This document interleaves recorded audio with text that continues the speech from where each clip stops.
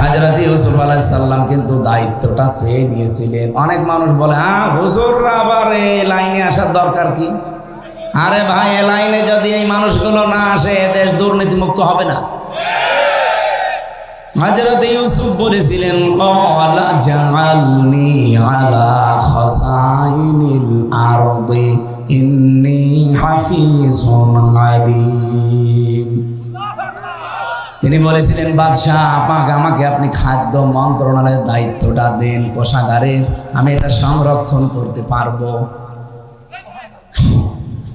ধর্ম উপদেষ্টা ডক্টর আফামা খালিদ উনি কয়েকদিন আগে ঘোষণা দিয়েছেন, বাংলাদেশ যদি সত্যিই ভেজাল মুক্ত খাবার উপহার দিতে চান তাহলে দেশে ইসলামপন্থী যারা আলেম যারা তাদেরকে ব্যবসায় নামা লাগবে।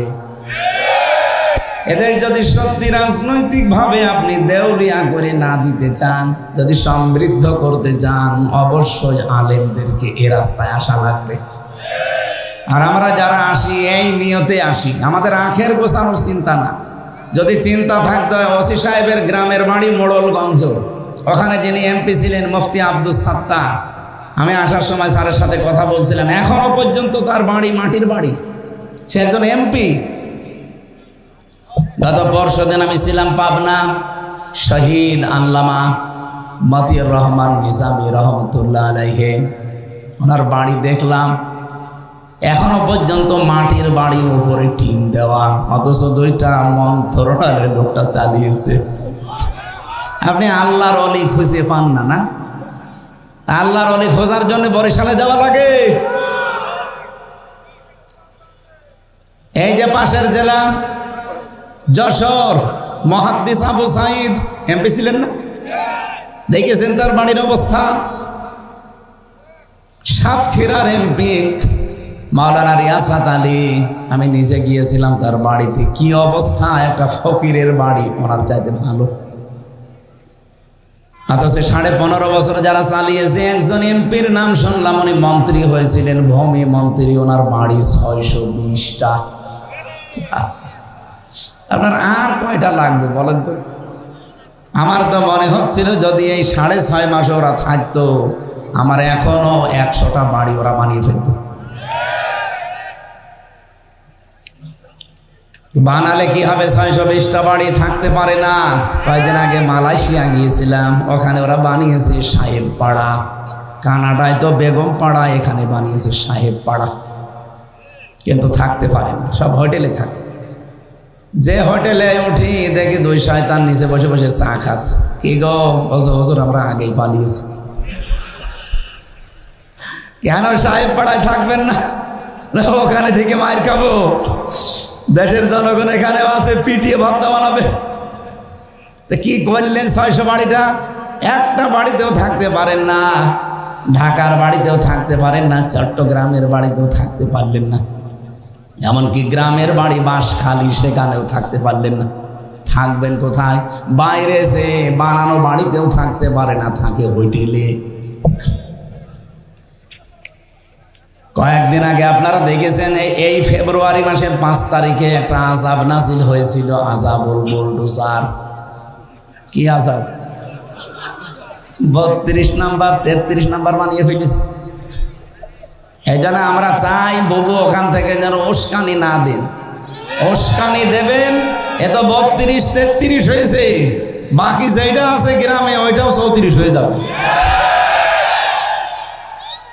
আমি চাচ্ছি না ভাঙতে, যেভাবে আছে থাক, কিন্তু আপনারা তো আযাব নাজিল করে নিচ্ছেন। আমি 2013 সাল মিলিয়েছিলাম,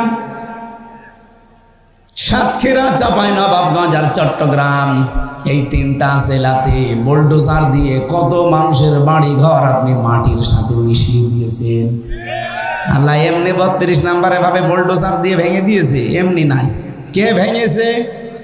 না না, কোরআনে কারীম জানিয়েছে, ফাকুতিআ দাবিরুল কওমিল্লাযীনা যালামু। সূরা আনআম 7 নাম্বার পারা 12 নাম্বার পৃষ্ঠা 4 নাম্বার লাইনের 45 নাম্বার আয়াতের প্রথম অংশে আছে। এটা তাফসীরে ফি জিলালিল কোরআনে পাবেন। আল্লাহ পাক বলেন, জালেমদের শিকড় পর্যন্ত কাটা হয়ে গেছে। কেটেছে কে? না না, আপনি আলেম, এখানে বসে আছেন দেখছেন না, এটা মজহুল, এর ফাইল জানা নেই, কে করেছে আল্লাহ বলেন কেউ জানে না। এই জন্য সারা দেশে জালেমদের বাড়ি ঘর অফিস দেখেন সব কিন্তু অধিকাংশ মাটির সাথে মিশে গেছে। মিশিয়েছে কে কেউ জানে না। আমার কুষ্টিয়ার হানিফ সাহেবের বাড়ি যান, পায়খানার টয়লেটের এই যে প্যান পর্যন্ত খুলে নিয়ে চলে গেছে। হ্যাঁ, ইটও নেই, এখন নিল কে কেউ জানে না। এটা কেন করলেন আল্লাহ? এখানে কেন করলেন আল্লাহ আমাদের জন্য শিক্ষা আছে। এর পরের আয়াতে দেখবেন, এটা সূরা নমলে পাবেন 19 নাম্বার পারা 20 নাম্বার পৃষ্ঠার 7 নাম্বার লাইনের 52 নাম্বার আয়াত। এটা আধুনিক তাফসিরে দেখবেন। আল্লাহ পাক বলেন ফাতিলকা বুয়ুতুহুম খাফিয়াতাম বিমা যালামু। এই সেই ঘরগুলো, এই সেই 32 নাম্বার, এই সেই কুষ্টিয়ার হানিফ সাহেবের বাড়ি। যদিও নাম নেই, আমার আল্লাহ মনে হচ্ছে আগস্টের 5 তারিখের আগে আয়াতটা আবার নাজিল করেছে। এই যে ফা আছে বক্তব্যের শুরুতে, ফা আরবি গ্রামার অনুযায়ী 19টা অর্থে ব্যবহার হয়। এখানে যারা গ্রামার বসে জিজ্ঞাসা করেন, আল্লাহ যেন তার কুদরতি আঙ্গুল এভাবে দেখাচ্ছে যে এই সেই ঘরগুলো, এই সেই ঘরগুলো। আল্লাহ 1 বছর না দিয়ে বুয়ুত বহু বছর দিয়েছেন, তার মানে বহু জালেমের বাড়ি। খাওয়াতান জনশূন্য হয়ে গেছে, পরিত্যক্ত হয়ে আছে। এটা একজনের না বহুজনের? কেন এগুলো করলেন? বিমা যালামু, এদের জুলুমের কারণে। এদের জুলুমের সীমা এত বেশি পার হয়ে গেছে, আমার আল্লাহর সহ্যের বাইরে চলে গেছে। দুনিয়ায় যদি কিছু না হয়, শুধু ব্যারিস্টার আরমানকে যে কষ্টটা দিয়েছে এইটার জন্য আল্লাহর আরশ পর্যন্ত কেটে গেছে। কয়েকদিন আগে ব্যারিস্টার আরমানকে ডেকেছিলাম একটা টক শোতে। উপস্থাপিকা যিনি একটা মেয়ে, আরো 3 জন আছে মেহমান। প্রত্যেকেই দেখলাম অঝোর নয়নে তার কথাগুলো শুনে কাঁদতেছে যে মানুষ এত নিচে নামতে পারে, ক্ষমতার জন্য মানুষ এত কঠিন হতে পারে। ওনারা যেদিন ফেলে দিয়ে যায় দিয়াবাড়ি, ওই উত্তরা দিয়াবাড়ি মিরপুরের এলাকায়, ওই জায়গাটা পরশুদিন আমি আসার সময় দেখছিলাম। ড্রাইভার আমারে বলছে যে এই জায়গায় ফেলেছিল ওনারে। আল্লাহ বলেন বিমা যালামু, জালেমদের জুলুমের কারণে জায়গা পর্যন্ত আমি অভিশপ্ত করে দিয়েছি। এ পর্যন্ত ছিল ওদের ব্যাপার, এর পরের অংশ আল্লাহ আমাদের জন্য দিয়েছেন। ইন্না ফি যালিকা লাআয়াতাল লিকাউমিন ইয়ালামুন। আল্লাহ ইন্না দিয়েছেন প্রথমে, মাঝখানে দিয়েছেন লামে তাকিদ। শব্দগুলো কত কত কঠিন, আমরা যারা আরবি গ্রামার জানি তারা টের পাই। আল্লাহ গ্যারান্টি দিয়েছেন 1 আয়াতে 2 বার। আল্লাহ বলেন অবশ্যই এর ভেতরে শিক্ষা আছে যারা জ্ঞানী তাদের জন্য। কিন্তু আগস্টের 5 তারিখের পর থেকে আমরা দেখছি অনেকের জ্ঞান আর কাজে লাগছে না, তারাও যেন ওই আগের মতো অন্ধ হয়ে গেছে। কোরআনে কারীম তাদের জন্য সূরা বানী ইসরাঈলের 8 নাম্বার আয়াতের মাঝের অংশে শুনিয়েছে, ওয়াইন উদ্তুম উদনা ওয়াজআলনা জাহান্নামা লিল কাফিরিনা হাসীরা। ওরা যা করেছে তোমরাও যদি ওদের মতো আচরণ করো, আমি ওদের সাথে যা করেছি তোদের সাথেও তাই করব। এই জন্য ইন্না ফি যালিকা লাআয়াতিন দিয়েছেন। আরে নাম না দিলেও অর্থ হয়ে যেত। আল্লাহ এত বেশি জোর দিয়েছেন এই শব্দটাই। আল্লাহ বলেন অবশ্যই এখানে শিক্ষা আছে জ্ঞানীদের জন্য। জালেমদের এত বড় শিকড় যদি আমি কেটে ফেলতে পারি, এখন যারা আশায় আছো যে চেয়ারে বসবো আর আঙ্গুল ফুলে কলা গাছ হয়ে যাব, 5 বছর পরে তোমার বাড়িও শ্মশান হয়ে যাবে। এই জন্য সাবধান সাধু, সাধু এই জন্য সাবধান। কথা বুঝতেছে? আমাকে আল্লাহ যত নিয়ামত দিয়েছেন, ওসি সাহেবের জন্য নিয়ামত ওনার ওই চেয়ারটা, আমার জন্য নিয়ামত আমার এই চেয়ারটা। আমাকে আল্লাহ কথা বলার মতো যোগ্যতা দিয়েছেন। যে যে জায়গায় আছি আমরা প্রত্যেকের ওইটা তার জন্য নিয়ামত। আমার এই নিয়ামত আজকে থেকে যতদিন বেঁচে আছে আমি আল্লাহর জন্য শুধু ব্যয় করবো, এই কথা আমি কাফনের কাপড় পরে বলেছি আল্লাহর ঘর তাওয়াফ করার সময়। 3 নম্বরে বলা হয়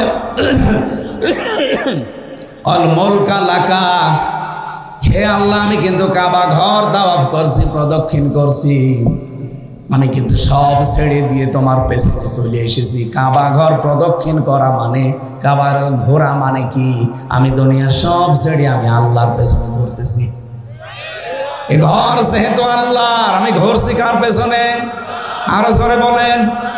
শেষ কথা এইটাই বলে, হে আল্লাহ আমি যদি রাজ্য রাজনীতি দুনিয়ায় কিছু করেও থাকি, আজকে থেকে শুধু তোমার জন্য করব। অল মুলকা লাকা, অল মুলকা লাকা, তোমার জন্য করব আমি রাজনীতি। এতটুকু আল্লাহ বলেন, শেষ হয়নি।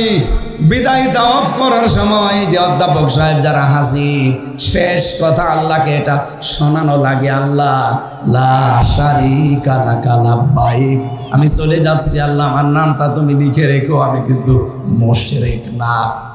আমি আজকে থেকে তোমার গ্যারান্টি দিয়ে গেলাম কোনোদিন আর শিরিক করব না। বাংলাদেশে যত হাসি রাজনীতি করে, সরকারি দলে বিরোধী দলে নিরপেক্ষ যারা আছে, বলেন তো এই 3টা কথা যদি মেনে চলতো, এদেশে আর কারো লাগতো না ইসলাম কায়েমে, হাজিরায় যথেষ্ট। বলেন করছে হাজিরায় কাজগুলো, একটা কথাও ঠিক রাখে না। ওখানে বলে ইন্নাল হামদা, প্রশংসা সব তোমার জন্য, এসে প্রশংসা করা মরা মানুষের। আরে ভাই, মানুষ তো মরেই গেছে, তার প্রশংসা করে করবেন কি? ওই প্রশংসা যদি তার না করে ওই মরা মানুষের মালিক যিনি, ওনার করতে আপনার অন্তর প্রশান্ত হয়ে যেত। কোরআনে কারীম জানিয়েছে আল্লাযীনা আমানু, যে মানুষগুলো ঈমান আনে, তাতমাইন্নু কুলুবুহুম বিযিকিরিল্লাহ, আলা বিযিকিরিল্লাহি তাতমাইন্নুল কুলুব। এই পৃথিবীতে ঈমানদারেরা যদি প্রশান্তি পেতে চায়, আমি আল্লাহ বলছি, আমি আল্লাহর নামে তাদের অন্তর ঠান্ডা হবে। আজকে থেকে আমলটা একটু মন মতো করেন। পৃথিবীতে যদি সত্যি আপনি প্রশান্তি পেতে চান, আল্লাহর নামের বাইরে আর কারো নাম নেই। আপনি বাবার নামে জীবনও শান্তি পাবেন না, মায়ের নামে শান্তি পাবেন না, নেতার নামে শান্তি পাবেন না। কি করেন আপনি? আপনাকে আমি কিছু বলেছি? আমার কণ্ঠ এখন এরকম হয়ে গেছে, কিছুই লাগবে না, এর উপর এখন টিরাক গেলেও কিছু হবে না। আপনি ভালো করে শুনুন, নিস্তব্ধ হয়ে যাবেন। ছাড়বে কয়টা? 3টা চলছে, ছাড়বে কি? গলায় তো পারছে না। আর এমন কোন টর্চার নেই এই 3 বছরে ওরা করে না। আমার মাথার একেবারে চুল থেকে পায়ের তালু পর্যন্ত 1টা ইঞ্চি জায়গা ফাঁকে না এই জালেমরা যা করেছে। আমি জামা খুলতে পারি না। আমার কণ্ঠ যে এই যে নষ্ট হয়ে যাচ্ছে, শরীর নষ্ট হয়ে যাচ্ছে, কি ছিলাম আর কি হয়ে গেছে, স্বাভাবিক হতে এখনো সময় লাগবে, কিন্তু চাপগুলো তো যাচ্ছে না। আর 2-3 দিন গেলে বাঁচি, 1 মাস রোজা, এর ভেতরে তো আর এরকম নেই।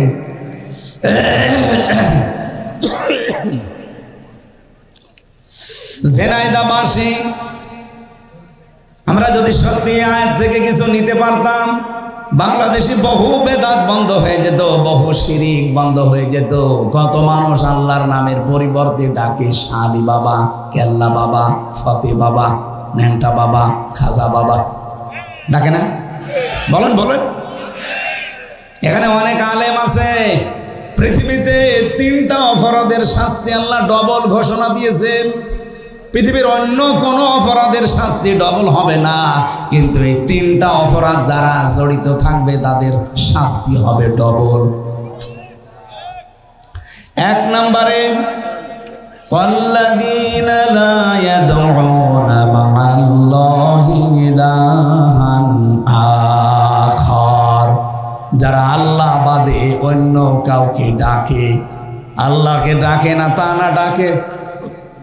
পাশাপাশি যারা অন্য কাউকে আল্লাহর সাথে জুড়ে দেয় তাদের শাস্তি হবে কয়টা? দুইটা। বলেন বলেন।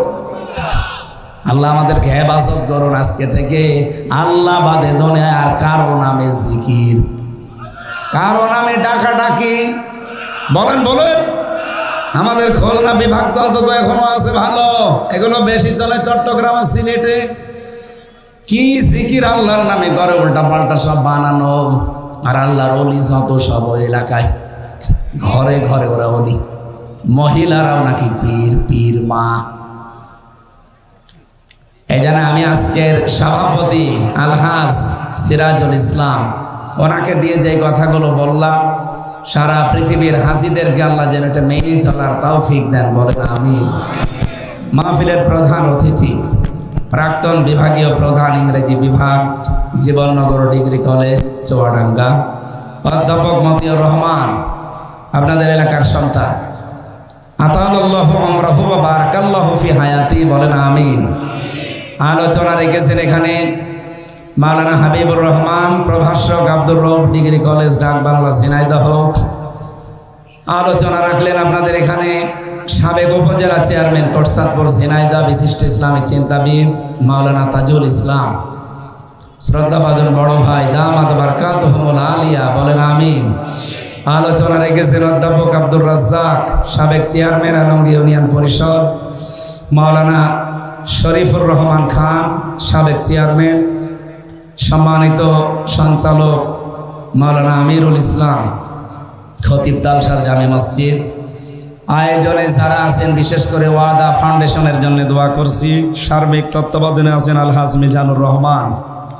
সামনে বসা মুসলমান ভাইরা, পর্দার আড়ালের সম্মানিতা মা এবং বোনেরা, প্রশাসনের ভাইরা, বিশেষ করে আমাদের থানার ওসি অফিসার ইনচার্জ এসেছে আজকে, স্যারের হায়াতে তাজ্জেবা সিহাতে কুল্লিয়া কামনা করছি আমিন।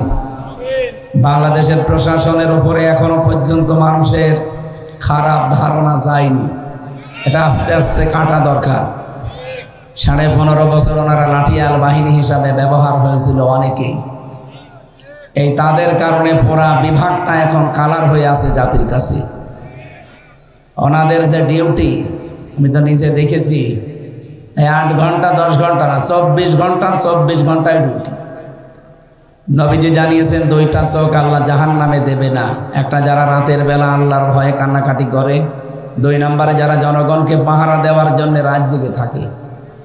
ওনাদের ভেতরে যেহেতু দ্বিতীয়টা আছে, ওনাদের পুরা দায়িত্ব যেন আল্লাহ ইবাদত হিসাবে মঞ্জুর করে। প্রশাসনে যারা আছেন, সে বিডিআর হোক, আর্মি হোক, পুলিশ হোক, যারা প্রশাসনে আছেন, এ চাকরিটা শুধু চাকরি না, এটা একটা ইবাদত, আর এটা সর্বোত্তম ইবাদত। কি কথা বলেন না কেন? কুনতুম খায়রা উম্মাতিন উখরিজাত লিন-নাস, আল্লাহ বলেন আমি তোমাদেরকে উত্তম জাতি বানিয়েছি। তোমাদের উত্তম হওয়ার কারণ কি? তোমরা মানুষের উপকার করবে। মানুষের উপকার সবচাইতে বেশি করার জায়গা প্রশাসন থেকে, কারণ ওদের জান মাল ইজ্জত আবরু হেফাজতের দায়িত্ব সরকার দিয়ে দেয়। আল্লাহ রাব্বুল আলামিন এই বাহিনীর উপরে আগের যে অবস্থা ছিল ওই অবস্থায় যেন ফিরে যায়, এবং যারা দায়িত্বে আছেন আগামীতে আমার মনে হয় প্রশাসনে, বিশেষ করে পুলিশ প্রশাসনে যারা আছে, তাদের বিভাগটা আলাদা করে দেওয়া হোক। ওদের আইজির কথা মতো চলবে তারা, কোনো নেতা খেতার কথা মতো চলতে গেলে আবার অবিচার শুরু হবে। আমরা চাই সামনে যারা দায়িত্বে আসবে ওরা যেন আলাদা করে দেয় ওদের। ওরা যদি সঠিকভাবে কাজ করতে পারে, হাত পা খুলে দিয়ে, এদেশে আবার শান্ত হয়ে যাবে ইনশাআল্লাহ। এই জন্য প্রশাসনের আজকে যারা এসেছেন এই কোটসাদপুর থানা এবং আশপাশের বিভিন্ন ক্যাম্প থেকে, আল্লাহ রাব্বুল আলামিন আপনাদের দায়িত্বটাও যেন আজকে পুরাটা ইবাদত হিসাবে কবুল করেন। পর্দার আড়ালে যারা বসে আছেন সম্মানিত মা এবং বোনেরা, প্রাণপ্রিয় ঝিনাইদহবাসী, এলাকায় আমার ভাইয়ের বাড়ি, এই পাশে 2-3 কিলো দূরে জগদীশপুর, খালিদ সাইফুল্লাহ, সবাইকে নিয়ে আমি আল্লাহর দরবারে শুকরিয়া জানাই, যিনি আমাদেরকে কোরআন শোনার একটা মন দিয়েছেন। 3টা জায়গায় যদি সময় ব্যয় হয়, সম্পদ ব্যয় হয়, কিয়ামতে আল্লাহ যখন জবাব নেবেন তখন এই 3টা জিনিস বাইরে রাখবেন। এক নম্বরে যাদের সময় এবং সম্পদ কোরআনের পেছনে ব্যয় হবে, এই সম্পদের হিসাব কিয়ামতে দেওয়া লাগবে না, বাড়ি যে কালকে পড়বে। যারা পরিবারস্থ লোকদের জন্য সম্পদ আর সময় খরচ করেন, ওই সময় আর সম্পদের হিসাব আল্লাহর কাছে দেওয়া লাগবে না। 3 নম্বরে যারা জিহাদের ময়দানে কাজ করে, নিজে যদি যেতে না পারেন, যারা করে তাদের পেছনে খরচ করলে ওই সময় ওর ওই টাকার হিসাব আল্লাহর কাছে দেওয়া লাগবে। আর বাংলাদেশে এখন সামনে সবচাইতে বড় জিহাদ কোরআনের কারিমের এই 6666টা আয়াত এই দেশের 56,000 বর্গ মাইলের উপরে প্রতিষ্ঠিত করা। এটার জন্য যারা কাজ করছে, আপনি যদি নিজে করতে না পারেন, যারা করছে তাদের পেছনে সময় দেবেন, সম্পদ দেবেন। এক কথা বলেন না কেন? ওটা সবচাইতে বড় জিহাদ হবে এখন সামনে। কারণ 300 জন এমপির ভেতরে মাত্র 151 জন যদি আমরা পাঠাতে পারি, যারা কোরআন বুকে নিয়ে যেতে পারবে, নামাজের ওয়াজ দেশে আর করা লাগবে না, রোজার ওয়াজ করা লাগবে না, যাকাতের ওয়াজ করা লাগবে না, কারণ এগুলো সব প্রতিষ্ঠা করা লাগে রাষ্ট্রীয় কায়দায়। আপনি পড়া কোরআন শরীফের ভেতরে নামাজ পড়ার কথা মাত্র এক জায়গায় পাবেন। কয় জায়গায়? ফাসাল্লি লিরাব্বিকা, হে নবী আপনি নামাজ পড়েন আপনার রবের জন্যে। কার জন্যে? এই এক জায়গায় আছে পুরা কোরআনে। কিন্তু নামাজ দাঁড় করান, নামাজ কায়েম করান, নামাজ প্রতিষ্ঠা করান, এই কথা আছে কোরআনে 82 জায়গায়। কত জায়গায় বলেন তো? এক বেশি না 82 বেশি? কত বেশি বলেন? নিজে নামাজ পড়বেন মাত্র একবার পেয়েছি আমি, আর নামাজকে দাঁড় করানো লাগবে এটা 82 বার। এই জন্যে, কারণ একা একা এটা সম্ভব না, অন্তত 82 জন মানুষ তো লাগবে। আর রাষ্ট্রে আমরা 18 কোটি মানুষ বাস করছি। 18 কোটির ভেতরে মাত্র 300 জন, এর ভেতরে মাত্র 151 জন। এরা যদি বলে মাননীয় স্পিকার আমরা নামাজের বিল চাই, দেখবেন তার পরের দিন এই বিধানটা বাংলাদেশে কায়েম হয়ে গেছে। আর লাগবে না ভাই সলিমদ্দি চলো নামাজ পড়তে যায় না, ও নামাজ পড়তে বাধ্য হবে, ওর বাপ পর্যন্ত পড়বে। নামাজের বিলটা কায়েম যদি হয়, আপনি হয়তো একটা ভোট দিয়েছিলেন যাকে, সেই লোকটা যদি সংসদে যে এই বিলটা কায়েমের পক্ষে কথা বলে, 18 কোটি মানুষ নামাজ পড়বে। আপনি একটা ভোট দেওয়ার কারণে 18 কোটি মানুষের নামাজের সওয়াব পাবেন। এইটা অনেকে বুঝে ফেলেছে, এই জন্য বলে হুজুর এটা রাজনীতি। এটা রাজনীতি হয় কি করে? এই কথাটা রাজনীতি হয় কি করে? আমি এক ওয়াক্ত নামাজ পড়ি 18 কোটি মানুষের নামাজের সওয়াব পাবো, এটা রাজনীতি হয় কি করে? এটা তো সাদগায়ে জারিয়া। বলেন, আমাদের দেশে আমরা গোনায়ে জারিয়া বুঝি না, অনেকে সাদগায়ে জারিয়াও বুঝি না।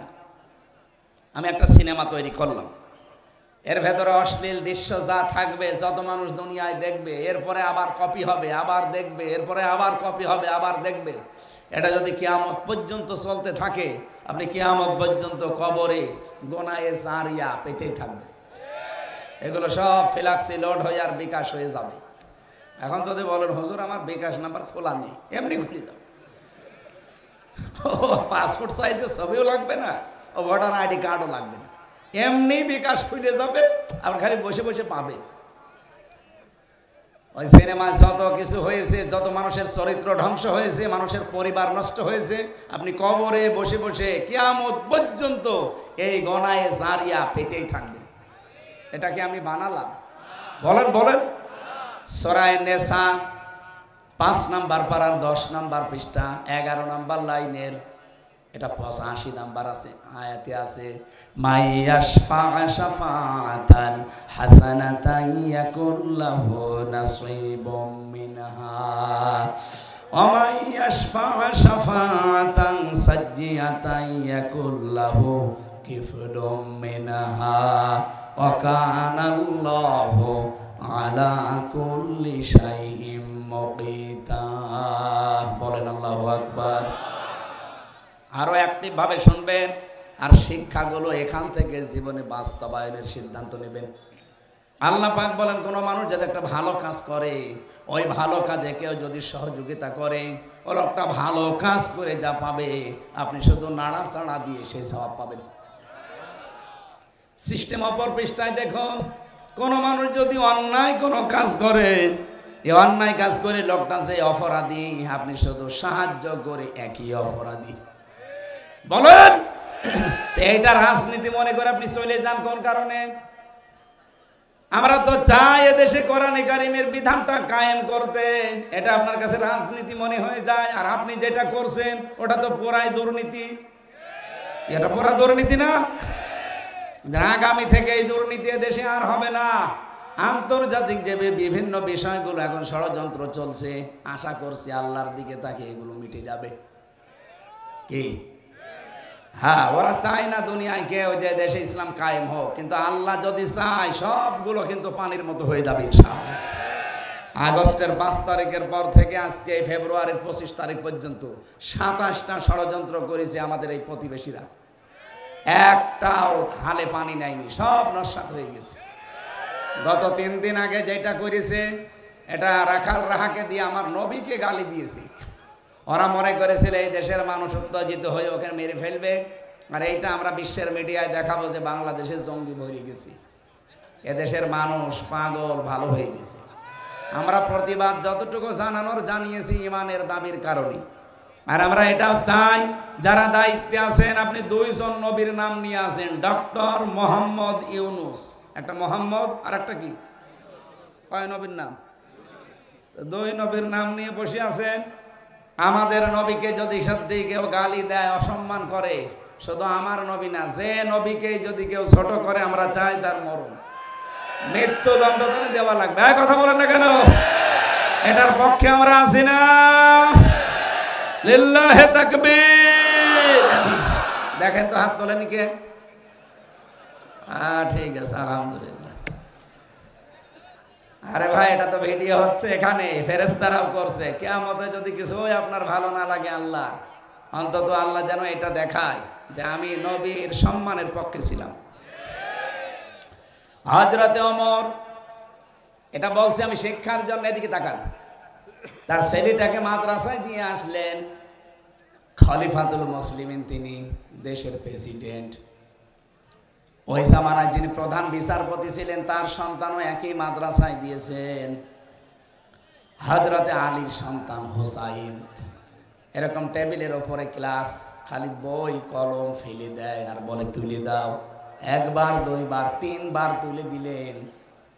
3 বার তুলে দেওয়ার পর উনি রেগে গেছেন, কারণ প্রেসিডেন্টের ছেলেটা আলাদা গরম থাকে। ডাক দিয়ে বলে, হোসাইন বারবার কলম ফেলে দাও, আমারে তুলতে বলো, আমি কি তোমার চাকর নাকি?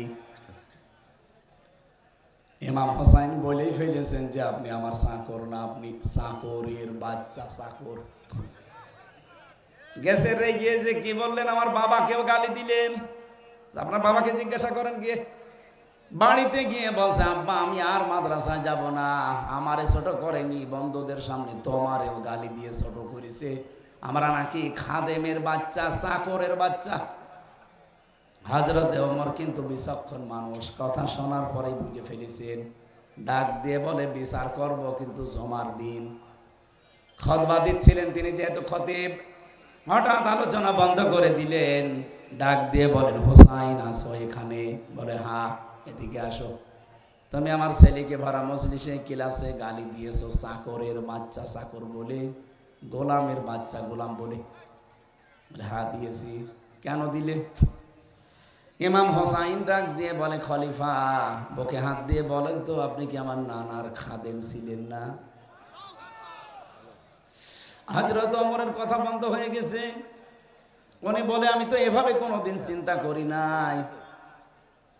তুমি যে কথাটা বললে এটা কি লিখে দিতে পারবা? কাগজ নিয়ে আসেন। খেজুরের পাতা নিয়ে এসেছে, উনি লিখে দিলেন, ও মার আমার নানার খাদেম ছিল, আমি দেখেছি, আমার নানার খেদমত করছে। খাদেমকে আমি খাদেম বলবো না কি বলবো? ইতি হোসাইন ইবনে আলী লিখে দিলাম। হযরতে ওমর কাগজটা হাতে নিয়ে চমা খেলেন। ডাক দিয়ে বলে, নবীর সাহাবীরা, বিচার হয়ে গেছে। ছোট মানুষ আব্দুল্লাহ তো বোঝে না, বলে, বাবা তুমি তো বিচারই শুরু করলে না, হয়ে গেল কি করে? হযরত ওমর বলে, সন্তান যে বিচার করেছি দুনিয়া না আখিরাতেও কাজে লাগবে। আমি যখন মারা যাব এই কাগজটা আমার কাফনের ভেতরে দিয়ে দিও। কিয়ামতের ময়দানে আল্লাহ পাক যদি আমার জীবনের কিছুই পছন্দ না করে, এই কাগজটা অন্তত তুলে দেখাবো, রব্বুল আলামিন, আমার জীবনের কিছু যদি তোমার ভালো না লাগে, কাগজটার দিকে তাকাও, তোমার নবীর নাতি লিখে দিয়েছে আমি নবীর খাদেম ছিলাম, এই ওসিলাই হলেও তুমি আজকে আমারে মাফ করে দাও। আকাশের তারকা দেখতে পান, জীবনে কেউ যদি গণনা করেন একদিন হয়তো শেষ করে ফেলতে পারবেন, কিন্তু হযরত ওমর মুসলমান হয়ে যত নেকির কাজ করেছিলেন কোনোদিন শেষ হবে না। এত নেকি আঞ্জাম দিয়েছিলেন তিনি, যে রাস্তা দিয়ে যেতেন শয়তান পর্যন্ত 40 দিন যেতে ভয় পেত।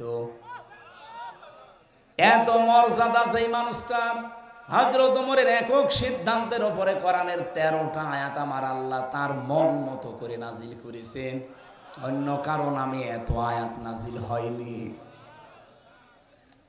এই মানুষটা যদি কিয়ামতের বিচারে এই সিদ্ধান্ত নিতে পারে যে আল্লাহ, কিয়ামতে যদি কিছুই তোমার কবুল না হয়, পছন্দ না হয়, এই কাগজটার দিকে একটু তাকাও, তোমার নবীর নাতির সই করা আছে, উনি লিখে দিয়েছে আমি নবীর খাদেম ছিলাম, এই ওসিলা হলো আমার আজকে মাফ করে দাও। তাই আমাদের জীবনে তো এরকম একটা কিছু থাকা লাগবে। কি দেখাবেন আপনি? হাল্লাকা সিররুন ইনদাল্লাহ বাইনাকা আনতা ওয়া বাইনাল্লাহ, হাল্লাকা সাদাকাতুন তাখফা লা ইয়ালামুহা ইল্লাল্লাহ। তোমার কি এমন কিছু আছে যে কিয়ামতে তুমি দেখাতে পারবে? তুমি ছাড়া আর আল্লাহ ছাড়া কেউ জানে না ওই সাদগার বিষয়টা। এমন কোন গোপন দান তোমার আছে? এই জন্য দুনিয়াতে এমন কিছু গোপনে করা দরকার, এমন কিছুর পক্ষে থাকা দরকার যেই জায়গায় আমার আল্লাহ নিজেও দুর্বল হয়ে যায়। এই জন্য আমি হাত তোলালাম। যে লোকটা গালি দিয়েছে রাসূলুল্লাহকে, ও যদি আমার বাবাকে গালি দিত ওরে আমি আরো পুরস্কার দিতাম। বিশেষ করে আমার দাদারে যদি গালি দিত আমি আরো টাকা দিতাম, কারণ আমার দাদা আওয়ামী লীগ। না, গালি দিক, কিন্তু আপনি রসুলকে গালি দেবেন কেন? তামাম দুনিয়া আমরা রসুলের কাছে ঋণী। এক কথা বলে না, উনি যা দিয়ে গেছে তামাম দুনিয়ার মানুষ আমরা তার কাছে ঋণী। আর আপনি গালি দেন মানবতার এই মহান বন্ধুকে, আপনি তো মানবতার শত্রু। এক কথা বলেন না কেন? আর মানবতার শত্রু আপনি। এই জন্য আমরা আহ্বান জানাই ডক্টর মোহাম্মদ ইউনূসের কাছে, যারা এই দেশে এরকম কিছু করবে আইন পাশ করে দেন, আমরা সরাসরি তার ফাঁসি চাই। আগামীতে কোনো শয়তান জানার সাহস না পায়। আর আমরা হাত তুললাম এই কারণে, কিয়ামতের দিন এই ভিডিওটা যেন আমাদেরকে আল্লাহ দেখায় যে যা রসুলের পক্ষে যে যা করেছে তাকে আল্লাহ কিছু দিয়েছে। নবীর আপন চাচা আবু লাহাব ও তো জাহান্নামে যাবে, কিন্তু এই দুইটা আঙ্গুল দিয়ে নবীজির জন্মের কথা শুনে খুশি হয়ে তার নিজের কাজের মেয়েকে বলেছিল যা তোর আমি মুক্ত করে দিলাম। আল্লাহর নবীর জন্য এতটুকু করে সে কিন্তু লস করেনি, আল্লাহ ওইটাই কবুল করে নিয়েছে, যদিও সে কাফের। কি কথা বুঝতেছেন? শেখ সাদী রহমতুল্লাহ আলাইহি জীবনে বহু কিছু লিখেছে, কিন্তু 3 লাইন লেখার পরে তার আর কিছু মনে ছিল না। বালাগাল উলা বিকামালিহি কাশাফাদ দুজাবি জামালিহি হাসানাত জামিউ খিসালিহি। এরপরে তার কলম থেমে গেছে। তাহাজ্জুদের নামাজ আদায় করে যায় নামাজে ঘুমিয়ে পড়েছে। গভীর রজনীতে নবীজি এসে বলে সাদী কি চিন্তা করো? হযরত শেখ সাদী বলে হে রাসূল, জীবনে বহু কিছু লিখেছি, কোনোদিন আমার কলম থেমে যায়নি। আজকে আপনার নামে আমি একটা কবিতা লিখতে গেলাম, 3 নাম্বার লাইনের পরে আমার আর মনে আসে না। বিশ্ব নবী বলেন সাদী কলম হাতে নাও, আমি যেই লাইন চতুর্থটা বলছি ওটা লিখে নাও। সাল্লু আলাইহি ওয়া আলিহি। এটা কিন্তু কোরআনের আয়াত না, হাদিসও না, একটা কবিতা। অথচ এটা মানুষ কত আনন্দ নিয়ে পড়ে, কত আগ্রহ নিয়ে পড়ে। শেখ সাদী রহমতুল্লাহ আলাইহি কত কিছু দুনিয়ায় লিখেছেন, তার কিছু এত প্রসিদ্ধ হয়নি। অথচ রাসূলুল্লাহর নামে শুধু 3 লাইন লিখে তিনি আজ বিশ্ববিখ্যাত হয়ে আছেন। এখন আমরা আবার আহ্বান জানাচ্ছি, এই দেশে কিয়ামত পর্যন্ত যেন কেউ বিশ্ব নবীকে অপমান করতে না পারে। আপনার গালি দেওয়ার দরকার হলে আমার বাবারে গালি দেন, আমার দাদারে গালি দেন, এই কথা বলেন না কেন? উনি সুপারিশ করা ছাড়া, ওনার সিগনেচার ছাড়া কেউ জান্নাত যেতে পারবে না। আপনি যত বড় ইমানদার হন আর যত বড় ক্ষমতাধার হন, মরে যাবেন। নবীজি বলেন যদি হাত আমি লিখে দিলাম এটা জান্নাতি, আপনি পাবেন। উনি যদি বলেন না আমার সিগনেচার নেই, আপনি যত বড় পীরের মুরিদ হন আপনি জাহান্নামী। কথা বলেন।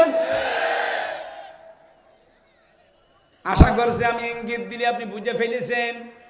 আজকে থেকে দলমত এই জায়গায় অন্তত আর দেখবেন না যে না ওটা জামাত ইসলামের নবী, আমার না। আপনাকে কি কবরে রাখার সময় ওই কথা বলা হয়? তখন তো ঠিকই বলি বিসমিল্লাহি ওয়া আলা মিল্লাতি রাসূলিল্লাহ বলা হয়। জামাত ইসলামের লোক মরে গেলে যেই দোয়া, আপনিও মরে গেলে ওই দোয়া, কিন্তু রাসূলুল্লাহর ক্ষেত্রে কোনো পার্থক্য। এই জন্য আমরা এই জায়গায় যেন এক থাকি। আল্লাহ এবং রাসূল এই দুই জায়গায় কোনো ঝামেলা করা যাবে? আপনি জমি জায়গা নিয়ে বউ নিয়ে মারামারি করেন, অসুবিধা নেই, এই জায়গায় কোনো ঝামেলা চলবে না। আমরা কোরআনে কারীম থেকে যে নির্ধারিত আয়াতের উপরে তাফসীর করব বলে বলে বসেছি। কতগুলো আয়াত পড়েছি, এতগুলো সম্ভব না। একটা শব্দের উপরে কথা বলবো যেটা নিয়ে বাংলাদেশ, ভারত আর পাকিস্তানে বেশি ভেজাল। আমি বিশ্বের যতগুলো দেশে গেছি, যেহেতু আকিস গ্রুপে আমি চাকরি করি, তাদের খতিব, এই হিসাবে তারা আমারে একটা ভিসা লাগিয়ে দিলে 27টা দেশ ঘোরা যায়। বহু দেশে নিয়ে গেছে আমারে। ওনাদের 175টার উপরে দেশে ব্যবসা চলে, সেখানে 8-10 হাজার 15-20 হাজার মানুষ কাজ করে। সেখানে নিয়ে যায় মালিক, আমারে নিজে নিয়ে যায়, যে ওই 8-10 হাজার মানুষের মাঝে কথা বলায়। ওনাদের একটা লাভ আছে, এটা মাইকে বলা ঠিক হবে না, কারণ ওই মানুষগুলোর ভেতরে যদি আল্লাহর ভয় ঢোকে তাহলে তারা কাজে ফাঁকি দেবে না। আমার কুষ্টিয়ার বিহারবি কেবল একজন আছে, মজনু সাহেব, প্রতি বছরে 100-র উপরে মানুষকে হজ করায়। আমি একদিন একজনকে জিজ্ঞাসা করলাম এনার উদ্দেশ্য কি, বলছে 2টা। 1 নম্বরে হজ যদি করে ওই হাজী সাহেব যে দায়িত্বে থাকবে, অন্তত চুরি করা তার দ্বারা একটু কঠিন হবে। টাকা 1-1.5 লাখ 2 লাখ 5 লাখ খরচ হোক, কিন্তু ওর দ্বারা যে 30-40 বছর একটা কাজ করে নিলাম, সেখানে অন্তত দুর্নীতি হবে না, চুরি হবে না, এই গ্যারান্টি মজনু সাহেব মনে করে। এই কারণে 100 জন 150 জন 200 জন হজ করায়, টাকা খরচ হোক, সওয়াবও হচ্ছে, কাজও হয়ে যাচ্ছে। আকিস গ্রুপেরও ওইটাই না, আমাকে ভালোবাসে তারা, তাদের অনেক স্যাক্রিফাইস আছে আমার জন্য, আমি দোয়া করি তাদের জন্য। যতগুলো দেশে ঘুরলাম সবচাইতে বেশি ভেজাল এই আয়াতের প্রথম শব্দটা নিয়ে, বাংলাদেশে, ভারতে আর পাকিস্তানে। একেবারে প্রদেশ প্রদেশ ঘুরে ঘুরে আমি দেখেছি, ভারতের কোনো জায়গা আমার বাদ নেই। সব প্রদেশে ঘুরে ঘুরে দেখে দেখলাম এইটা নিয়ে ঝামেলা। বাংলাদেশের কোনো জেলা থানা তো আমার বাকি নেই, সব জায়গায় যেয়ে দেখলাম এইটা নিয়ে ভাঙা। পাকিস্তানে যত জায়গায় সব ভেজাল এইটা নিয়ে। আজ এই ভেজাল নিরসন করা দরকার। প্রত্যেক জমার দিন সারা পৃথিবীর যত মসজিদ, আমি যেখানেই নামাজ পড়েছি, জমার নামাজ, দেখেছি ইমাম সাহেব এই আয়াতটা শেষে পড়ে, ফাযকুরুনি আযকুরকুম ওয়াশকুরুলি ওয়ালা তাকফুরুন। 4টা বিষয় আল্লাহ আমাদেরকে প্রতি জমার দিন ইমাম সাহেবের মাধ্যমে স্মরণ করায়, যে আমাকে স্মরণ করো, আমি স্মরণ করব, আমার শুকরিয়া আদায় করো, নাফরমানি করবা না। কয়টা কথা? আরো জোরে। 1 নম্বরে আমাকে স্মরণ করো, আমিও স্মরণ করব, আমার নিয়ামতের শুকরিয়া আদায় করো, নাফরমানি করবা না। হয়ে গেছে না বলা? বুঝেছেন? কারা হাত তোলেন তো? ঠিক আছে, তাহলে মোনাজাত করে দিই। আপনি যখন বলছেন যে আমি বুঝে পেয়েছি, আমি কি করব? আমি পড়া কোরআন শরীফ যতটুকুই বুঝেছি, যেহেতু আমার অনার্স মাস্টার্স এইটার উপরে সারাটা জীবনই প্রায় চলছে, এর উপরে আমার সেই 5 পাস করার পর থেকে এর উপরে আমি এইটা নিয়ে যতটুকু বুঝলাম, নাড়াচাড়া করে প্রায় 42টার উপরে আমি বিশ্ববিদ্যালয়ে থাকাকালীন মিলিয়েছিলাম তাফসিরগুলো। সব মুফাসসির আয়াতের ব্যাপারে 5টা অর্থ নিয়ে এসেছেন। প্রথম শব্দ ফা, প্রথম অক্ষর কি? এর বাংলা অর্থ অতঃপর। উযকুরনি, আমাকে স্মরণ করো, মানে আমার জিকির করো। আযকুরকুম, আমি আল্লাহ তোমাদের জিকির করব। আমি 2010 সালে যখন প্রথম গ্রেপ্তার হয়ে জেলে গেলাম, ওই সময় যে ওসি সাহেব আমার নিয়ে গিয়েছিল, মানে গোপালগঞ্জে বাড়ি, টঙ্গি পাড়ায়, আল্লাহর ওলি, উনি আমারে বলছে, হুজুর আমি আপনারা ছেড়ে দিচ্ছি, কিন্তু একটা দায়িত্ব পালন করবেন, প্রতি জমার দিন এসে আমারে আপনি যেভাবে কোরআন পড়েন ওইভাবে শিখিয়ে, যেভাবে শিখতে হলে আরবি গ্রামার জানা লাগবে। আমি তাই পড়ব। এই প্রতি জমার দিন যেতাম, গাড়ি পাঠিয়ে দিতেও পড়াতাম, ওর পরের বছরে 11 সালে একটা আলোচনা করেছিলাম জিকির এই শব্দ নিয়ে, কারণ বিশাল ভেজাল লেগে আছি সারা বাংলাদেশে, যে যেভাবে পারে খালি জিকির। বিভিন্ন দরবারে যাবেন, কি দেবে বলেন বলেন, অথচ এটা যে একটা ইবাদত, এটা যে একটা ইবাদত কিভাবে করা লাগবে, কয়টা শব্দ দিয়ে করা লাগবে, অবশ্যই আল্লাহ কোরআনে এবং নবীজির মাধ্যমে দিয়েছেন, কারণ ইবাদত হলে তো দেবে। কি কথা বলেন এখানে? উনি 11 সালে জিকিরের উপরে আমি 1 ঘন্টা 55 মিনিট আলোচনা করেছিলাম, পুরাটা শুনেছি। পরের সপ্তাহে পড়াতে গেলাম, আমারে বলছে হুজুর এতদিন আমি কি ভাবতাম জিকির নিয়ে, যে বিভিন্ন পীর সাহেবরা দেয়, বাবারা যে জিকির করে মনে হচ্ছিল যে ওইটাই মনে হয় জিকির। তা আপনি এ কি বললেন? এত জিকিরের সাথে ওদের বাস্তবতার একটাও মিল নেই। আমি যেহেতু দলিল দিয়ে দিয়ে বলেছিলাম, জিকিরের পুরা কোরআনে আমার আল্লাহ প্রধান অর্থ দিয়েছেন 5টা। জিকিরের অর্থ কয়টা? 1 নম্বরে জিকির মানে কোরআন, জিকির মানে ইন্না নাহনু নাযালনা যিকরা ওয়া ইন্না লাহু লাহাফিজুন। এটা সূরা হিজরের ভেতরে 9 নম্বর আয়াতে আছে। আল্লাহ বলেন এই জিকির আমি আল্লাহ নাজিল করেছি, আর এই জিকিরকে সংরক্ষণের দায়িত্ব আমি আল্লাহ নিয়েছি। তাহলে জিকিরের প্রথম অর্থ কোরআন। আপনি যদি জিকির করতে চান কি পড়া লাগবে? আরো জোরে বলেন। এটা কি বুঝেছেন? জিকির মানে কি? এর চাইতে আর অন্য কোন জিকির করার দরকার আছে? জিকিরের 2 নম্বর অর্থ, জিকির মানে উপদেশ। কোরআনে কারীম জানিয়েছে ফাযাক্কির বিল কোরআনি মাই ইয়াখাফু ওয়াঈদ। এটা সূরা কফের ভেতরে আছে। এটা 26 নম্বর পারা 19 নম্বর পৃষ্ঠা 13 নম্বর লাইনের 50 নম্বর আয়াত, কোরআনে কারীমের 45 নম্বর সূরা। এটা রব্বুল আলামিন বলেন ফাযাক্কির, হে নবী আপনি উপদেশ দেন, বিল কোরআনি, যাকে উপদেশ দেবেন আপনার পুরা উপদেশ হবে কোরআন কেন্দ্রিক। কি হবে জানেন আপনি? মাইয়া খাফু Amit, so admonish and or by the holy Quran him who frees my threat, frees my threat দিয়েছেন যাদের অন্তরের ভেতরে আল্লাহর ধমকের ভয় আছে, কোরআন দিয়ে উপদেশ দিলে দেখবেন কিছু না কিছু তাদের কাজ হচ্ছে। আপনি বাবার জীবনে সারা জীবন বসে বসে শোনাবেন, কিচ্ছু হবে না। যখন শুনবে ভালো করে শুনবে, যেই বাড়ি চলে যাবে ভুলে যাবে। কিন্তু কোরআনে কারীম দিয়ে কেউ যদি আলোচনা করে, উপদেশ দেয়, এই যে সোনায় সোহাগা ছিটিয়ে দিলে যেরকম হয়, আল্লাহ বলেন এরকম হবে। স্বর্ণকে সারা জীবন চালাবেন, জীবনও গলাতে পারবেন না। কি কথা বলছেন কেন? ওর পরে সোহাগা ছিটিয়ে দিলে পানির মতো গলে যাবে। মানুষের অন্তর আমার আল্লাহর কুদরতি হাতে। আপনার ওই বাবা কি করেছে, দাদা কি করেছে, সারা জীবন বলবেন, শুনবে, বাড়ি যাওয়ার আগে ভুলে যাবে। কিন্তু কোরআনে কারীম দিয়ে যদি অন্তরে আঘাত করতে পারেন, যত কঠিন অন্তরের মানুষও অনুরোধ হয়ে যাবে। এই জন্য আজকে থেকে আমাদের পুরা আলোচনা হবে কোরআন কেন্দ্রিক। কারো উপদেশ শুনতে চাইলে কিসের উপদেশ শুনবেন? আরো জোরে বলেন। কোরআনের উপদেশ শুনতে হলেও আপনার যোগ্যতা থাকা লাগবে।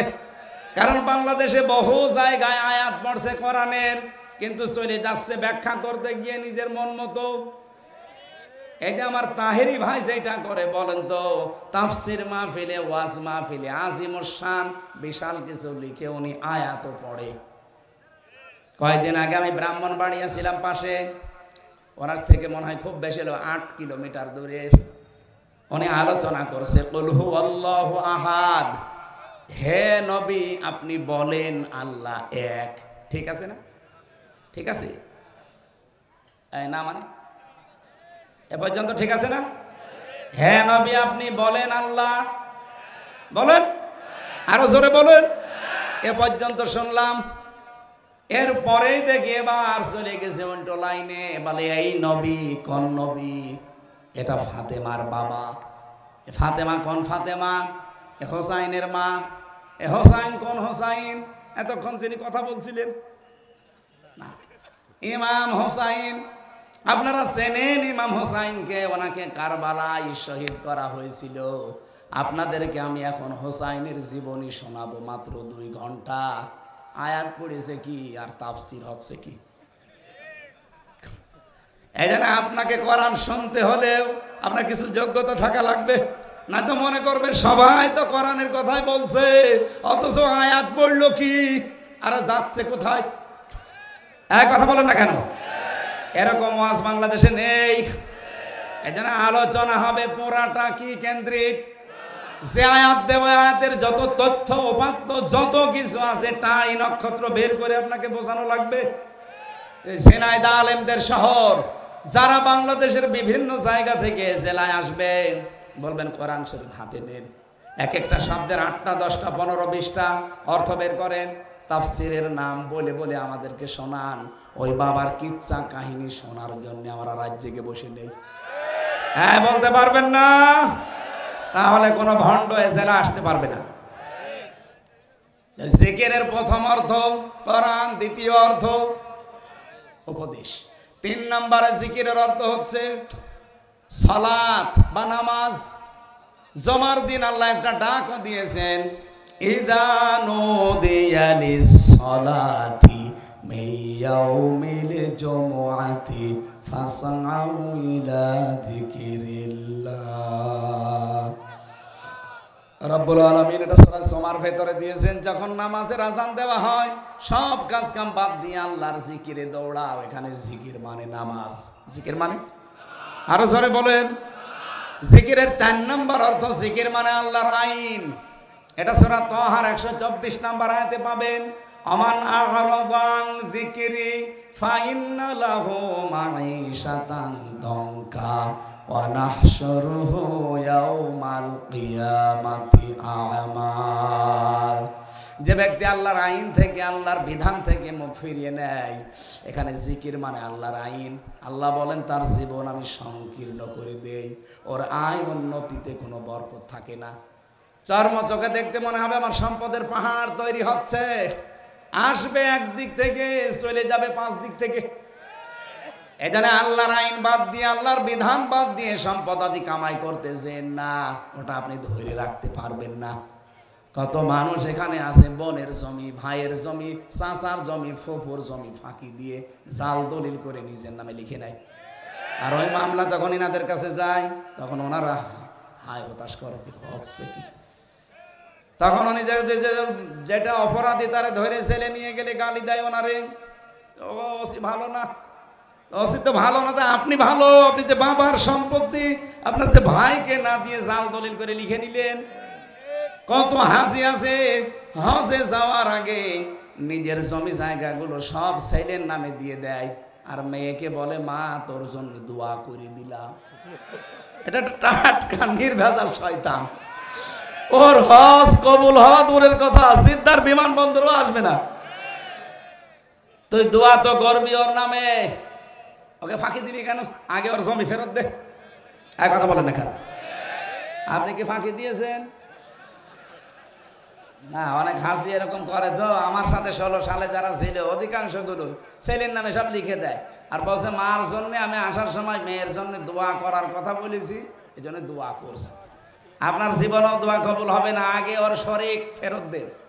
কারণ যারা শরিক ফাঁকি দেন, নিজের বোনকে, নিজের ভাইকে, চাচাকে, ফুফুকে, আল্লাহর কসম 2টা ক্ষতি হবেই হবে আপনার। 1 নম্বরে যখন শরিক ফাঁকি দিয়েছেন ওই দিন থেকে যতদিন ইবাদত করবেন কোনো ইবাদত আপনার মাথার উপরে উঠবে না। 2 নম্বরে এই যে শরিক ফাঁকি দিয়ে যেগুলো তৈরি করে গেলেন, এই সম্পদ অবৈধ, এই সম্পদ আপনাকে আল্লাহ ভোগ করতে দেবে না। এগুলো ভোগ করার আগে আপনি পটল তুলবেন, মরে যাবেন। ওই সম্পদগুলো তখন আপনার স্ত্রী, আপনার ছেলে মেয়ে আরো অবৈধ কাজে ব্যয় করবে, সব ফিলাক্সি লোড হয়ে আপনার কবরে যাবে।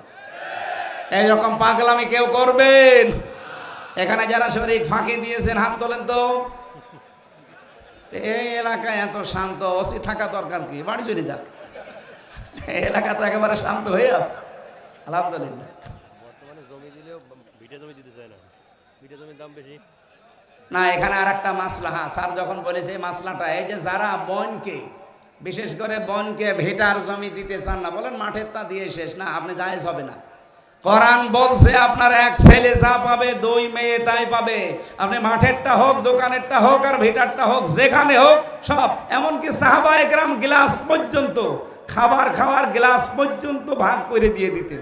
দুইটা থাকলে, তিনটা থাকলে একটা দিতেন বোনকে, দুইটা রাখতেন নিজে। তারা যদি গ্লাস দিতে পারে, আপনি জমি দিতে পারবেন না? ভিটার মানে যার কারণে নামাজ পড়েন তার কারণে জমি জায়গাও ভাগ করা লাগবে আপনাকে। আল্লাহর বিধান বাদ দিয়ে আপনার জিকির হচ্ছে না।